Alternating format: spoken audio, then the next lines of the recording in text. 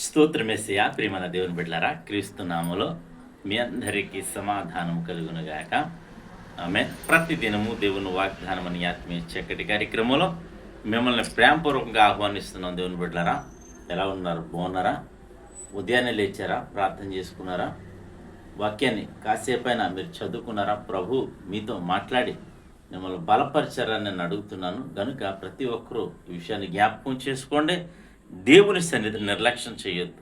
అది మనకు క్షేమము కానే కాదు అని మీకు తెలియచేస్తూ, దేవునికి దగ్గరగా జీవించమని మీకు తెలియచేస్తూ, హెచ్చరిస్తూ, ప్రతి దినము దేవుని వాగ్దానం ఆత్మీయ చక్కటి కార్యక్రమంలో వాగ్దానం చదువుతున్నాను. ఆదికాండం 30 అధ్యాయం 30 వచనం. నేను రాకమునుపు నీకుండినది కొంచెమే, అయితే అది బహుగా అభివృద్ధి పొందెను. నేను పాదం పెట్టిన చోటల యెహోవా నిన్ను ఆశీర్వదించాను. నేను నా ఇంటి వారి కొరకు ఎప్పుడు స్వాస్థ్యం సంపాదించుకున్నాను. దేవునికి స్తోత్రం. ఇక్కడ చక్కటి వాగ్దానం ద్వారా ప్రభు మాట్లాడు. నేను పాదం పెట్టిన చోటల యెహోవా నిన్ను ఆశీర్వదించాను అంటే యాకోబు లాబానుతో అంటున్న మరి విషయాలు గనక, నేను పాదం పెట్టిన చోటల యెహోవా నిన్ను అంటే నువ్వెక్కడైతే పాదం పెడతావో అక్కడ ఉన్న ప్రజలందరూ ఆశీర్వదించబడాలి.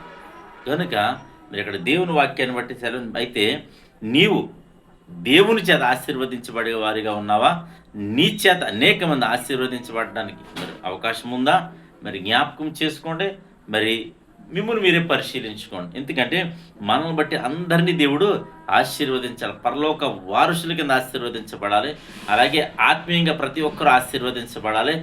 నిన్ను చూసి వారి జీవితాలు మార్చబడాలి.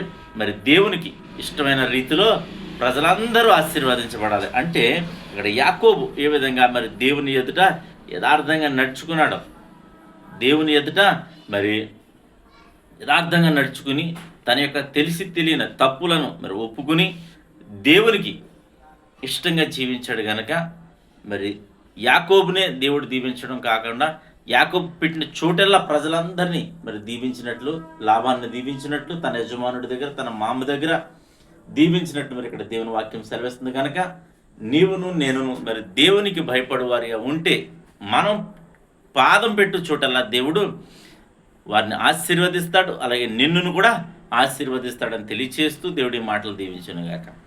ఆమేన్. ప్రార్థన చేసుకుందాం. స్తోత్రము తండ్రి, వందనాలు యేసయ్యా. ప్రతి దినము దేవుని వాగ్దానం అని ఆత్మీయ చక్కటి కార్యక్రమంలో తండ్రి మీరు ఇస్తున్న వాగ్దానం బట్టి స్తోత్రాలు. ఎంతమంది ప్రజలు యూట్యూబ్ ద్వారా, షేర్ చాట్ ద్వారా, ఫేస్బుక్ ద్వారా తండ్రి రోడ్డు మార్గం వెళ్తూ చదువుతున్నారు. వారందరి జీవితాలు ఈ వాగ్దానం నెరవేర్చండి అయా. నీ కృపను బట్టి నీ వాక్యాన్ని మా జీవితాలు నెరవేర్చండి. మేము పాదం పెట్టు చోటల్లా ప్రభా నాయన మా యొక్క యజమానులు కావచ్చు, ఆయా వృత్తులు చేస్తున్న కంపెనీలు కావచ్చు, నా తండ్రి వ్యవసాయాలు కావచ్చు, నాయన ప్రతి చోట ప్రతి ఒక్కరిని మీరు ఆశీర్వదించండి. మేము పాదం చోటు పెట్టిన చోటల్లా నీ బిడ్డలు ఆశీర్వదించండి. తండ్రికి వందనాలు, స్తుతులు, స్తోత్రాలు.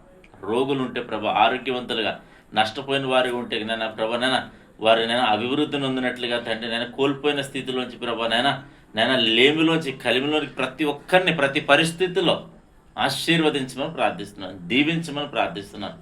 అలాగే తండ్రి మా గ్రామాన్ని, మా భారతదేశాన్ని, మా రాష్ట్రాన్ని కాచి కాపాడమని ప్రార్థిస్తున్నాం. నాయన రక్షణ వ్యవస్థను కాచి కాపాడమని ప్రార్థిస్తున్నాం. మంత్రుల అధికారులందరినీ, పారిశుద్ధ్య కార్మికులు మొదలుగా ఉన్నతమైన అధికారుల వరకు నీ కాపుదల ఉంచమని దీవించమని ప్రార్థిస్తున్నాం. ప్రయాణాల్లో, రాకపోకల సమస్తములో ప్రతి ఒక్కరికి మీరు తోడైండండి ప్రభా. నీకు వందన వాహనాలు ఎందుకు ప్రభా తోడైండండి. ఈ దినం ఎవరైతే మ్యారేజ్ బట్టి జరుపుకున్న వీళ్ళందరినీ నాయన దీవించండి, ఆశీర్వదించండి. సంవత్సరం అంతా దైకిరీటాన్ని ఉంచమని ఈ దినాన్ని బిడ్డలు చేయి ప్రయాణాల ప్రయత్నాలు, రాకపోకలు సమస్తం మీరు తోడైండి అని దీవించమని క్రీస్తు నామములో ప్రార్థన అడుగుచున్నాము తండ్రి. ఆమేన్. నేను నమ్ముతున్నాను ప్రియమంది బిడ్డారా, ప్రభు మనందరితో మాట్లాడి బలపరిచారని నమ్ముతున్నాను. మీరు బలపడ్డారని నమ్ముతున్నాను. దీన్ని ఎవరైతే మ్యారేజ్ బట్టి జరిపించుకుంటారో మీ అందరికీ క్రీస్తు నామములో నా శుభాలు తెలియజేసిన దేవుడి నిండు కుటుంబాన్ని దీవించునుగాక. ఆమేన్.